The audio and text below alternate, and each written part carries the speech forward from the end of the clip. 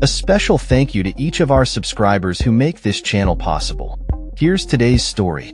In a significant development in the ongoing conflict in Gaza, Israeli media reported on Thursday the death of Yasser Abu Shabab, the head of a prominent Palestinian faction opposing Hamas.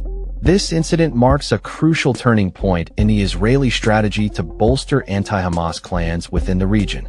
Abu Shabab, a Bedouin tribal leader based in Rafah, has led one of several small groups that emerged in response to the growing influence of Hamas during the prolonged conflict that began over 2 years ago. His death is anticipated to provide a considerable advantage to Hamas, which has labeled him a collaborator and has actively sought his capture or elimination.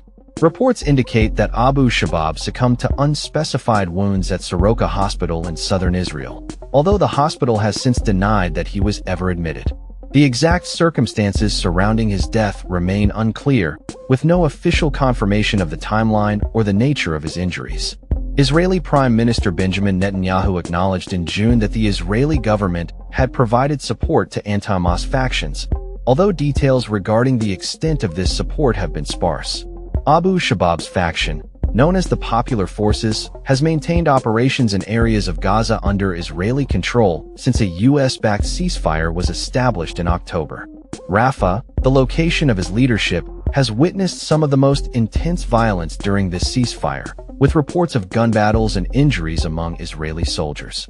The Israeli military announced on Thursday that its forces had neutralized approximately 40 Hamas militants who were reportedly trapped in tunnels beneath Rafah. In the days leading up to his death, Abu Shabab's group released a video showing armed fighters preparing for a security operation aimed at eliminating Hamas' presence in Rafah, indicating an escalating conflict between rival factions. Analysts suggest that Abu Shabab's death could sow uncertainty among other anti-Hamas groups regarding their ability to effectively challenge Hamas's dominance in Gaza. The Israeli government's strategy of supporting anti-Hamas clans emerged as part of its broader military campaign against Hamas, particularly following the devastating attacks on Israeli communities on October 7, 2023. In a July article published in a major newspaper, Abu Shabab outlined his vision for establishing an autonomous administration in Rafah and called for international recognition and support from the U.S. and Arab nations. Despite these claims, his group has consistently denied receiving assistance from Israel. Netanyahu has defended the policy of backing these clans, asserting that it has saved Israeli lives. Yet this approach has faced criticism from various factions within Israel.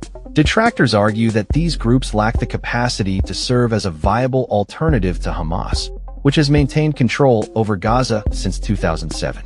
The political landscape in Gaza is further complicated by the emergence of multiple anti-Hamas factions in areas controlled by Israeli forces. Political analysts have expressed concerns that Abu Shabab's assassination could dampen the morale of these groups, raising doubts about their potential to effectively challenge Hamas's authority. U.S. President Donald Trump's proposed plan for Gaza envisions a scenario where Hamas disarms and a transitional authority, supported by an international stabilization force, takes charge of the region. However, progress toward this goal has been sluggish, with Hamas showing no willingness to disarm and no consensus on the establishment of an international force. Hamas has accused Abu Shabab's faction of engaging in acts of looting against UN aid trucks during the ongoing conflict, allegations that Abu Shabab's group has vehemently denied, asserting that they have worked to protect and facilitate the delivery of humanitarian aid. As the situation continues to evolve, the implications of Abu Shabab's death on the power dynamics in Gaza remain to be seen, with both local and international observers closely monitoring the developments in this volatile region. That's all for this story. We upload videos every day covering many different subjects, so hit that subscribe button to stay informed. Thanks for watching.